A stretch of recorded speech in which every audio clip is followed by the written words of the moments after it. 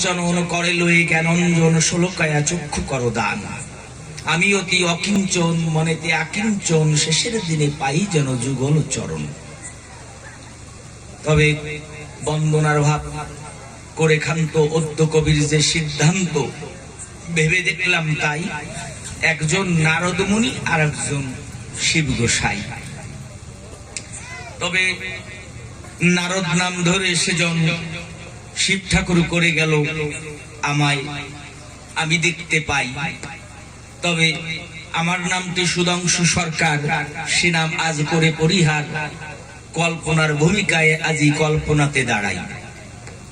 তবে নারদ মুনি যে শিব ঠাকুর নাম দিয়ে গেল, ওই নাম কিন্তু আমার এইবার শুরু হলো। শিব ঠাকুরের নাম ধরে দাঁড়াইলাম সভ্য সভার ঠাই। এত সময় সুধাংশু সরকার ছিলাম, এখন কিন্তু শিব ঠাকুর হয়ে গেলাম। তবে শিব ঠাকুরের নিয়রে যে কয়টা প্রশ্ন গেল করিয়ে, তার ভিতরে যা বলে গেছেন মশাই, আমি ওই পর্দার পিছনে বসে বসে চিন্তা করি, ওরে মারে না কেন? চিন্তা করলাম গ্রামের ছেলে কিনা, এই জন্য মারবে না। অন্য জায়গায় হলে না মারিয়ে ছাড়তো না। কোন বেটা বলে, ইস আমার লজ্জা করে, আমি কব না, সত্যি মাইটা আমি কব না, আমার প্রতি লজ্জা করে। কোন বেটা বলে কব নাকি কব, আমার কব। কোন বেটা বলে ওই জামার সাথে গাঁজা খাইছি, পুরা কপাইলে। এই তোর এই মানে অবকর্ম করতে করতে ও বেড়ার মধ্যে পিছনে কি হয় সেদিকে খবর নেই। কিন্তু গাঁজা খাওয়া মানুষের যা দাম আছে, মদ খাওয়া মানুষের দাম আছে নাকি বলেন দেখি? আপনার আমার কাছে মাতালে যা ঘটায়, তাই ওই যারা বাবার নামে গাঁজা খায় তারা ও করে নাকি? আমি শুনলাম ঘরে বসে তাই, বাড়িতে মায়ের পূজা হচ্ছে তো আসার ভাগ্যর হয় নাই। ওই যে নারদ মুনি ধরলো নাম, শঙ্কর নামে গেল, শঙ্কর নাম ধরে গেল মমস্থান, গিয়ে বলে দাদা আমাদের গ্রামে যে শিব চতুর্দশীতে পুজো হয়েছে দেখবার মতো। আমি বললাম কি ব্যাপার ভাই? বলছে 60 কিলো দুধের ভিতরে আধা কিলো ভাঙের পাতা বাইটে দিয়েছে, তারপরে ওই যে কি কি বড়িয়েছে ও দিয়েছে, তা 2 গ্লাস খাইছি, তা আবার নেশা টেশা হয় নাই। ওরে শঙ্কর রে, তুই তো এখন কি নাম ধরছিস? নারদ। তা তোর নাই বোধ? দেখছিস গাঁজা যারা খায় তাদের মন সরল রয়, কি অবস্থায় রয়। তাই শোন, মানে ওর একটা কথাও কিন্তু ভালো না আসলে। দেখবে ও মানে আসলে মুখীরা কয় আসল জায়গা কিন্তু ঠিক নাই। মানে গন্ডগোল বাঁধানো অবস্থা যদি মনের ভিতরে অবস্থিত হয়ে যায়, মুখে কৃষ্ণ কথা বলে কি হবে? পিছন দিক থেকে তো কাশারা হয়ে যায়, যায় না? ও আপনারা তো বলবেন না, আপনাদের গ্রামের ছেলে তো। আমি বলে যাই, মানে ওই একজন গাঁজা খায় আর একজন মা খায়, বুঝতে পারছেন? মা খায় মানে বুঝতে পারছেন তো? বুঝতে পারছেন? গাঁজার নাম মধু, ওই ওর নাম কি? ওর নাম কি? হ্যাঁ, ওর কাছে শুনবেন, ওর নাম মানসিক হয় মাল। সত্যি এটা আমি করতে চাই নাই, ও বাধায় গেছে, আমি না কই কোন জায়গায় যাই বলেন।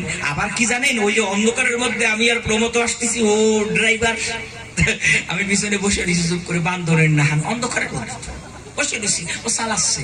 তা পাশ দিয়ে কজন যাচ্ছে, কয় আজকালের কবির রস দেয় না, ভাল লাগে না, ঘুম আসে। রস কেটা কোন রস চায় তা আমি তো তা জানি না।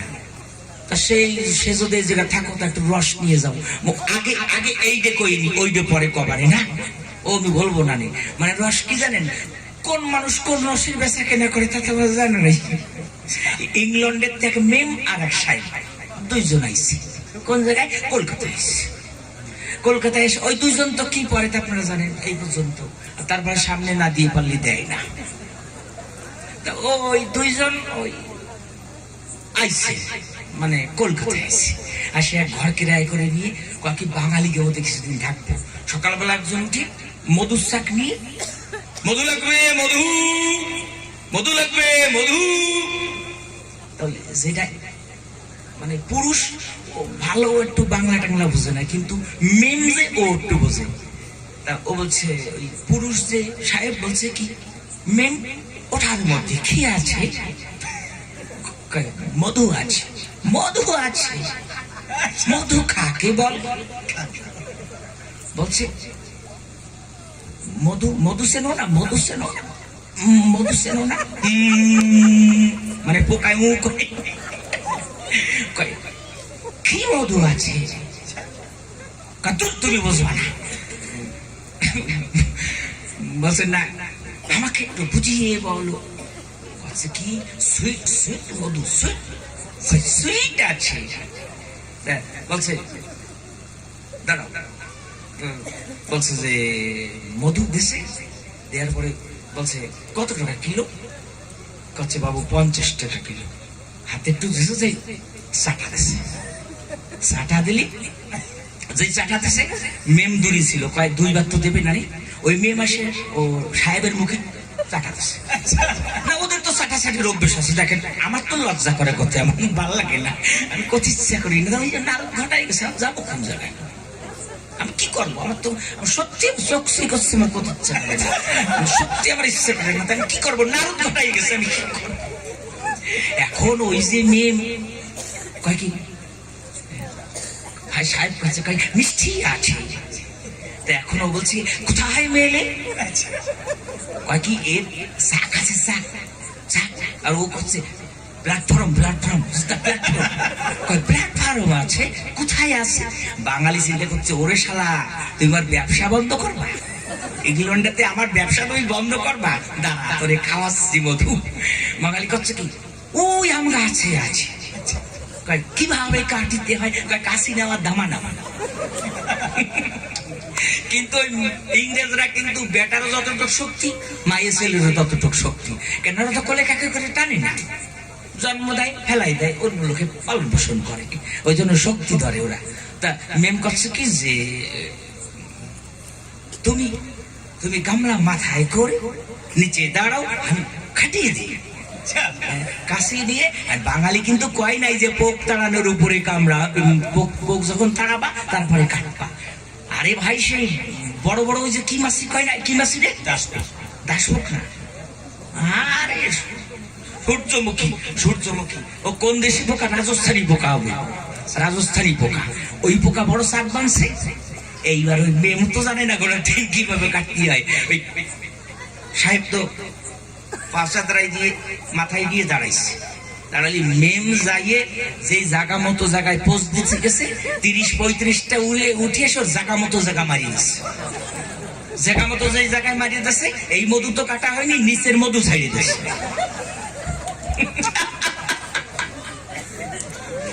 নিচের মধু যখন ছাড়িয়ে দিচ্ছে, স্যান করে মরছে। ওরা তো কোনোদিন পায়খানা করে শোষে না, কাগজ দিয়ে বসে। শরীর খুব কড়া, একেবারে লাল। এখন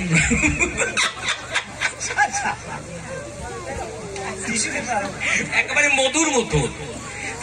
সাহেব মনে করছে মেম লামি আসা আসতে আসতে ওরা অর্ধেক ভাগ দেওয়া লাগবে, আমি এই ভাগে চাইনি। ও সাথে নোনতা। হে বাঙালি, কি মধু খাওয়ালি? এ তো নোনতা। বাকি খা খা, জন্মের খাওয়া খায়, মধু পাকে নাই। মধু পাকে নাই, খা। নারদ, সত্যি আমার না ভাল লাগে না, সত্যি আমার লজ্জা করে, আমার ভাল লাগে না। আমি কোনোদিন রামায়ণ সব করবো, আমি না করতে চাই না। কি করবো? কপাল পোড়াটা বাদাই দিয়ে জানি, ছাড়াবো কি করি? তা তুমি এখন রস খাও নাই, এই জন্য রসের মর্ম তুমি বোঝো না তো। তা ওই যে গাঁজা খাওয়া না, এখন ওইটা রয়ে গেছে, ওইটা না করলে তো হবে না। তো ওই গাঁজা খাওয়া আর মদ খাওয়া দুইজন। তা ওই বিয়ের 10 দিন পরে এইবার ওই জামাই গেছে শ্বশুর বাড়ি। যাওয়ার পরে ওর ওই বাড়ি 3 শালা, একজন গাঁজা খায়, একজন আফিন খায়, আর একজন ওইয়া খায়। বুঝছেন তো কি খায়? মদ রস খায়। এখন ওই ভগ্নিপতি নিয়ে মরণ গেলা দিয়ে এসছে। গিলে বসে কি, দাদা বাবু তুমি কিন্তু একটু ঠিকঠাক করে যাইও। এই নারদ, এবার তুই বিচার করে দিস যে গাঁজা খাওয়া ঠিক না কোন খাওয়া ঠিক। তুই তো ওই দেখে বেড়াস, আমি তো দেখি না। এখন এমন নেশা হয়েছে, রাত্রি 12টার সময় মশাই 10 গল্লির পরের দিন শ্বশুর বাড়িতে রয়েছে, তার পরের দিন যে মরণ গেলা গিলে এসে এখন তো দাঁড়াতে পারতেছে না। মাইয়ে কত সময় জাগিয়েছিল, এখন মাই তো ঘুমোয় পড়ছে। এখন দরজা দেখে প্রমিলা প্রমিলা প্রমিলা, শাশুড়ি বুঝতে পারছে কপাল ঘোড়াইছে, কয় প্রমিলা কাছে করে, প্রমিলা না ওই ঘরে যাও, মাইয়া ওই ঘরে। কয় তুমি কে? আচ্ছা আমি প্রমিলার মা। কচ্ছে মা, তুমি তাহলে আমার বোর মা? সত্যি মা? বলছে জামাই এই জায়গা তোমার শ্বশুর ঘুমাইছে সারাদিন পরে কষ্ট করে আইছে, তা তুমি ওই পাশে যাই মরো যাইয়ে। কয় আজকে রাত্রে শাশুড়িও যা প্রমিলা হতাই। বেবোধ মার্কা নারদ, ওর বোধ বরাদ্দ কিচ্ছু নাই, বুঝতে পারছে? ও যা মনে এসে তাই কয়ে গেছে। বলেন তো দেখি, বাবার নাম এই যে 3 দিন ভাগবতের পর আজকে কবি গান হচ্ছে, এর মধ্যে একদিনও গন্ডগোল ভাবছে? কালী পুজো যে জায়গা হয় সেই জায়গা গন্ডগোল না হয়ে যায় না। ঠিক বললাম তো নাকি বাবা? ঠিক বললাম তো? ও দিদিমা ঠিক বললাম তো নাকি? কালী পুজো যে জায়গা হয় মারামারি না হয়ে ছাড়ে না। শিব ঠাকুরের পুজো যে জায়গা হয় ওই খাওয়ার পরে এর চোখ ছোট হয়ে যায়, চোখ ছোট হয়ে যায়, আর এই খালি মুখের দিক তাকায় সে মন প্রফুল্লিতে ভরে যায়। তা বাবা কি দেয় বোঝো না? ছেলে মেয়ে যাতে সরল সত্য হয়, ওই খাওয়ার পরে যাতে ইষ্টমুখী হয় তাই দেয়। তা তুমি তো তার শুনবা না জানবা না, কি যেন প্রশ্ন করে গেল যে প্রথম চাষি কি? বলি সভ্য সবার ঠাই, নারদ কান খুলে শুনে রাখো, প্রথম চাষি আমি শিব ঠাকুর। প্রথম কর্ষণ আমি করেছিলাম এই বিশ্ববাসীকে দেখাবার তরে। আমি কোনো কোনো একটু কুশনি পাড়ায় যাই, তাই তোমার মা আমাকে একটু ভালোবাসে না। ভালো যদি না বাসতো তাহলে বাঁচতাম না। আসলে ভালো তো বাসে, কিন্তু বাহিরঙ্গ অন্তরঙ্গ দুটো অঙ্গ নিয়েই তো কেনা বেচা হয়। অন্তর জগতের ভক্ত যারা হয়, অন্তরের খবর তারা নয়, বাহির খবর লয়ে তারা সর্বনাশ ঘটায়। আমি মনে করলাম ধারণা যে না, স্ত্রী যেখানে ভালোবাসে না সেখানে আর থাকবো না। ওই কথা মনে ধরে আস্তে আস্তে কৈলাস ছেড়ে আমি চলে যাচ্ছি। এই যে শয়তান নারদ, নারদ আর ওই দুটোর সাথে আছে 2 শয়তান আমার ছেলে, একটা হলো নন্দী আর একটা হলো ভৃঙ্গি। বলছে বাবা কোন জায়গায় যাচ্ছ? বলছে, আমি বললাম কি যে নারদ রে ভাগনা, তুই তো আমার পদ না, তুই তোমার আপন জনা, তা তোর মামির দেহের জন্য বলিস না, আমি আর কৈলাসে থাকবো না, চলে যাচ্ছি। ওই শয়তান আমি যেটা মানা করি তো একটুকে বলে গেল না, বাবা ছেলে মেয়ের জন্য কি করছো? আমি ওরে মানা করছি তোর মামির দেহে করিস না। ও আগে যে মামির দেহে বলছে, মামি মামা কই? বলছে মামা তো একটু মুখ কালা করে 2-4 কথা বললাম, তাই কোথায় যেন চলে গেল। বলছে কৈলাস ছাড়িয়ে চলে গেছে। কোথায় জানি না, কোন পথে গেল, সিধে গেছে। এখন আমার পার্বতী তো জানি 18 যুগ তপস্যায় সাধনার পরে আমি বাবা নাম পাই চরাচরে। 18 যুগ তপস্যা সাধনা, 18 মোকাম তত্ত্ব যে সম্পূর্ণ না জানতে পারে, নিজের তত্ত্ব না জানলে সে কোনো বাবা হতে পারে না সংসারে। শোন, 18 খানা শাস্ত্র, 18 খানা পুরাণ, 18 মোকামে দেহখানা পরিপূর্ণ রয়। 18 মোকামের তত্ত্ব জানিলে 18 খানা শাস্ত্র সেজন জ্ঞাত হয়। এখানে পাওয়া যায় কি?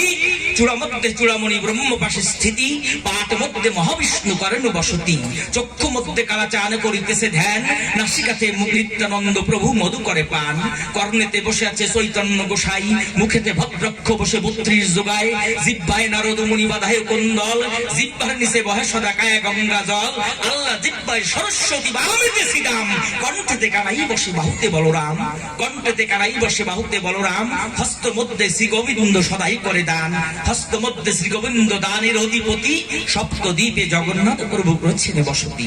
নাভি মূলে ব্রহ্মা বসে করিতেছে লীলা, লিঙ্গদ্বারে সাই শিবিরয় চন্দ্রকলা, গুজ্জদ্বারে বসে আছে নাড়ুয়া গোপাল, কেশরী সনে কেলি করেছে অভিরল, হাঁটুতে শক্তি পায় বসুমতী, 18 মোকামে দেহ পরিপূর্ণ করেছেন দেবী সেই পার্বতী। 18 মোকাম তত্ত্ব যেই নরে জানে, নরলোক তুচ্ছ তাকে দেবলোকে মানে। যার মাতা পিতা প্রতি প্রেমানন্দে হরি হরি বলবো।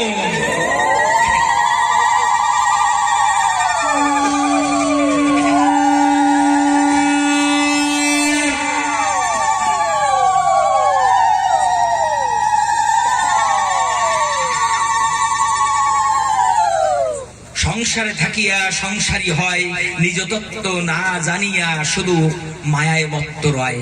মায়ায় মত্ত থাকিয়া জীব তার সত্য ভুলে যায়, দিনের শেষে পথের পাশে যেদিন সে দাঁড়ায় তার আর সময় নাহি রয় রে নারদ, সময় থাকে না নারদ।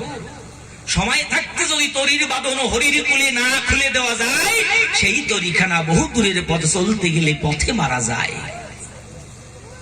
আসলে বাহিরঙ্গ যেটুকু দেখে বোঝা যায়, অন্তর জগতের খবর না জানলে পরে অন্তর জগতের লেনা দেনা তার সঙ্গে কি আর হয়। তাই আমার কথা ভালো করে তুই শুনে না, কি জানিস, বাহিরঙ্গ ভক্তলয় হয় নাম সংকীর্তন, অন্তরঙ্গ ভক্তলয় হয় মধু আস্বাদন। এই প্রেম আস্বাদন হয়। তাহলে যে প্রেমটা কত প্রকার, যেটা তোর মার মধ্যে আমার মধ্যে রয়েছে, এও একটা প্রেম।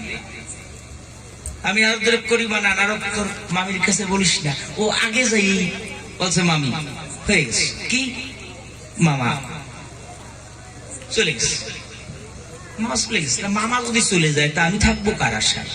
আমিও যাই। যাবে কোন দিকে? বলছে সোজা যাবো। মনে মনে চিন্তা করলেন, তাহলে যতদূর যাক না কেন আমি, আমার মনে আছে ভাবো শিব ঠাকুরের আগে যাই, আগে একটা আমি হয়তো নগর না হয় একটা গঞ্জ স্থাপিত করব। কিন্তু বারাণসীর বহির্ভাগে ওই নারদের মামি গেল আগে, আগে গিয়ে ওইখানে একটা কুসনি পাড়া নাম দিয়ে, হীরামন কুসনি নাম দিয়ে ওখানে আছে, হীরামন কুসনি নাম দিয়েছে।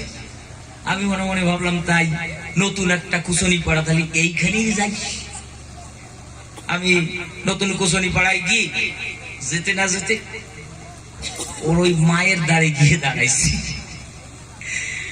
আমি বললাম যে আমি তোমার বাড়ি। আসলে কি আমি দেখে যেন আমার আপন আপন মনে হলো। প্রথম দিনের নয়নটা দেখা ছিল, ওই নয়ন যখন নয়ন বলো তাকে দেখে যেন কত আপন আপন মনে হলো। আমার মনে জন্ম নিল, ভাবো আমি তোমার বাড়ি থাকবো। হীরামন কুসনি বললো, তাহলে আমি তো নারী, একা থাকি, তুমি তো পুরুষ মানুষ, থাকবা তো আমার বাড়ি থাকা লাগবে। বলছে না, আমি চিন্তা করে বললাম যে না, আমারও তো কাম কামনা ওই সব নাই, তুমি চিন্তা করো না, তবে তোমার বাড়ি থাকবো, তুমি একটু সেবা দেবা আর আমার একটু দেখাশুনো করবা, অসুবিধায় পড়লে যাতে তোমার একটু কাছে পাই। বলছে তাহলে আমি যা করতে বলবো তোমারও করা লাগবে গোসাই। আমিও রূপ দেখে মুগ্ধ হলাম, মনে মনে চিন্তা করলাম তা যাক, একজনের ছাড়িয়েছি আর একজনের তো সে সমকক্ষ মতো পাইছি, তো হেঁকে যাই। কিছুদিন থেকে গেলাম, আস্তে আস্তে বর্ষার প্লাবন লেবে গেল। একদিন হীরামন কুসনি সন্ধ্যার সময় ডাক দিয়ে আমারে কয় যে তোমার নাম কি? বলছে এতদিন হয়ে গেল তা তুমি তো শোনো নাই। তা আমার নাম শঙ্কর। বলছে শঙ্কর, তুই আমার কথা ধর, আমার কথা নিবি, ভল্লুকায় যে চাষ করবি। আমি একজন চাষি কুসনি। আমি বললাম কিছু চাষ তো জীবনে করি নাই। বলছে যদি চাষ না করতে পারো কথা ধরো, কালকের বেরোয় যাও। কালকের বেরোয় যাবা। মনে করি ধারণা, তাহলে যদি চাষ না করি তা থাকতে দেবে না, তা কি করব? বলছে কি, ওই যে আমার ওই পাশে যে গাই আছে, ওই গাই দিয়ে চাষ করবা। বলছে ঠিক আছে, তা করবো, তা চাষ তো করবো, চাষ করতে আবার অসুবিধা নাই।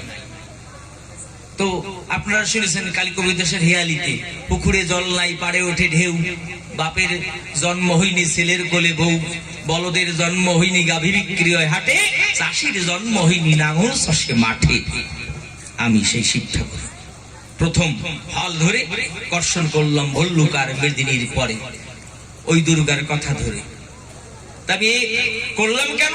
আগামী সময় যারা ভক্ত সুজন হবে সকলে আমাকে এই যোগ সাধনায় পিতা বলে ডাকবে এবং আমার আগামী সময় কৃষি হয়ে কৃষক হয়ে কর্ষণ করে তার জীবিকা নির্বাহ করবে এবং সাধনার ঘরে রবে। এই জন্য নেই এ প্রশ্নের উত্তর গেল হয়ে কার্য নেই কথা কয়ে দ্বিতীয় প্রশ্ন আমায় করলো দান। কি যেন প্রশ্ন করলো? দান। হ্যাঁ হ্যাঁ, বলছে কামরাজারে পড়াই মারলে তা বিয়ে করলি কেন? কি বলতে হয় আপনারা বলুন দেখি, কি বলতে হয়? আমি বিয়ে করতে চাইছিলাম, আপনারা তো জানেন আমি বিয়ে করতে চাইছিলাম। দক্ষ যজ্ঞে গিয়ে দেবী যখন নিজের দেহ রেখে দিল তখন আমি মহাসাধনায় বসেছিলাম, সাধনা করছি। যখন মহাসাধনায় ব্রতী হয়ে সেই সাধন করছি এক মন একগ্র হয়ে, তখন স্বর্গরাজ্যটা ছারখার করে দেয় তারকাসুরে। তারকাসুরের অত্যাচারে স্বর্গরাজ্য যায় যেন সারে খারে। ৩৩ কোটি দেব দেবতা গেল বিষ্ণুর ধারে, বিষ্ণুর গোচারে গিয়ে বলে বিষ্ণুর ঠাই স্বর্গরাজ্যে আমাদের আর পরিত্রাণ নাই। কেন? তারকাসুরের অত্যাচার সহ্য আর করা যায় না। আর তবে বলি ঠাকুর তোমার ঠাই আমাদের আর নিস্তার নাই, একটা ব্যবস্থা করো। তখন বিষ্ণু রেখে বলে ৩৩ কোটি দেব দেবতার ঠাই।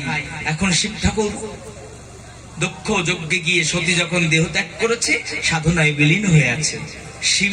শিবকে যদি বিয়ে দেওয়া যায় তাহলে তারকাসুরের অত্যাচারে নিবৃত্তি পাওয়া যায়, নাহলে সম্ভব নয়। শিবের ঔরসে যে পুত্র জন্ম নেবে সেই পুত্র এই তারকাসুরকে নিধন করে আমাদের পুনরায় যে সুখ সেই সুখ ফিরিয়ে দেবে। এখন আমি তো বিয়ে করার জন্য বসি নাই। আপনারা চিন্তা করুন, শুধু সতে এমন স্ত্রী যদি মারা যায় কারো জীবনে, সাথী থাকে না সাথে, সে কি আর বিবাহ করতে চায়? কখনো বিবাহ করতে চায় না। আমি সাধনায় বসে আছি, ওই ৩ শয়তান আসছে কাছাকাছি, নারদ, নন্দী আর ভৃঙ্গি, এই ৩ শয়তান এসে নারদ বলছে মামা মামা আমার তো ধ্যান ভাঙে না। ৪-৫ বার ডাকার পরে ধ্যান ভাঙে না। কোন রকমে কোন শয়তানি বদমেশি করে ধ্যান যখন ভঙ্গ নাহি হয়, আস্তে আস্তে আমার ক্যাব বুকুলের তলে হাত ঢুকে শুশুড়ি দেয় আর কয় মামা মামা ও মামা। আপনারা বলেন দেখি, যদি ৪-৫ বার শুশুড়ি দেয় তা ধ্যানে থাকা যায় নাকি? আমি বললাম বলিস কি? বলছে বিয়ে করো। মানে কোনো কথা নাই। এই যে কি শয়তান, এই ৩ শয়তান আমার ঘরে, একটা জম, একটা শনি, একটা লোক কলেরা, এই ৩টে জোগাড় হয়েছে। নারদ বলছে মামা বিয়ে করো। ওই সাথে এত নন্দী আর ভৃঙ্গি বলছে হ্যাঁ করো। আমি বললাম না, সতীর মতো স্ত্রী যার মারা যায় সেটা আর দ্বিতীয় দ্বার গ্রহণ করে না কখনো। ওদের কি জানা নাই? নন্দী ভৃঙ্গি বলছে যে আমাদের মতো মা ডাকার জায়গা নাই, একটু মা ডাকতে হয়, কথা নাও, পুরোটুক না করো, অল্প একটু করে দাও। আচ্ছা আপনারা বলুন দেখি, বিয়ের অল্প একটু করে কি করে? এ করা যায় নাকি? বিয়ে তো অল্প একটু করা যায় না। আমি বললাম না, হয় না, এ সম্ভবই না। নারদ তোর করি মানা, তুই আমার বিবাহের কথা আর বলিস না। আমার বয়সের গাছ পাথর নাই। আমি জন্ম নিয়েছি সে ৭০ যুগে, যত গাছ পাথর পালা সব মাটি হয়ে গেছে। কথা বলে না, বলছে সকল কিছু মাটি হয়ে গেছে, এখন আর নাই। বলছে না মামা, আমাদের মামি ডাকার জায়গা নাই, কথা নাও, একটু বিয়ে করো। তো বারবার যদি বিয়ের কথা কয়, তা বুড়ো ৮০ বছরের বুড়ো হলে একটু শরীরটা কেমন ঝাড়ামারি ওঠে না? কি ওঠে না? তাই কয় ওঠে তো, বারবার বিয়ের কথা বলছে। তাই বললাম যে নারদ বিয়ে করবো। বলছে যদি সবটুক না করো, অল্পটুক করো, আর যেটুক বাকি থাকবে না ওই মাইয়েতে করে দেবে। তাই বললাম তা মেয়ের নাম কি? বললো গৌরী। আহা, আমার নাম হর আর তার নাম গৌরী, নামটা শুনে যেন কেমন একটু আপন আপন মনে হলো। তাই বললাম যে তা মেয়ের বয়স কত? নারদ বলছে 10। এই শয়তানির একটা মুড়ো থাকে, থাকে না? এর শয়তানির কোনো মুড়ো আছে? আমার বয়সের গাছ পাথর নাই, মায়ের বয়স 10। আমি বলি নারদ এই যে কথাগুলো বলছিস এই সম্ভব হয় নাকি? হ্যাঁ, এই খাটে? নন্দী ভৃঙ্গি করছে, বাবা রাজার মাইয়ে তাজা মোটা আছে, অসুবিধা হবে না রে। কি গুল মারতেছে এই শয়তান তিনটে মিলে, এই তিনটে 30 বর্ষ। এখন আমি বললাম কি যে নারদ তা এই বিয়ে তুই ঘটাস না, বিয়ে করবো না। বলছে না করাই লাগবে, না করলে হবে না। আমি যখন একটু না কই, ওই তিনটে চোখে চোখে ইশারা দেয়, কান্না না আসলেও কাকে কাকে একটু জল বের করে। তার মনে চিন্তা করলাম অন্তরে, একজন মার এই দুইজনে মার একজন মামি ডাকবার তরে আমার সামনে রোদন করে, ঠিক আছে দেবো, একটু বিয়ে করি, তাতে অসুবিধা কি? আমি তো বিয়ে করবো, তার বিয়ে করতে গেলে তো বহু সরঞ্জামের প্রয়োজন, আমি তো দিগম্বর, আমার তো বস্ত্র নেই। তা নারদ বলছে কি অসুবিধা হবে না, যেটার উপর বসে রয়েছ না বাঘের ছাল, ওইটা বাইর দিলাম। তা বললাম এই বানবো কি করি? বলছে পেঁয়াজ দাও, পেঁয়াজ দিই সাইডে দিই পড়ে যায়, পেঁয়াজ দিই সাইডে দিই পড়ে যায়। নারদ বলছে যে মামা তুমি তো বেশি ভালো করলে না, হ্যাঁ তুমি তো ভালো করলে না মামা, কি শুরু করলে? তা আমি বললাম কি আমি কি এইভাবে যাবো? ওই নন্দী আর ভৃঙ্গি ওই দুই শয়তান কয় এইরকম করে যাও যদি, মায়ের তো দূরের কথা, মায়ের মা মাসি পর্যন্ত তোমার ধারে আসবে না, সব দূর হয়ে চলে যাবে। তা বললাম তা একটা উপায় কর। নারদ বলছে যে তোমার বেল্ট আছে, স্পেশাল বেল্ট। কি? বলছে অনন্ত নাগরি দিয়ে বেল্ট বানাই দাও।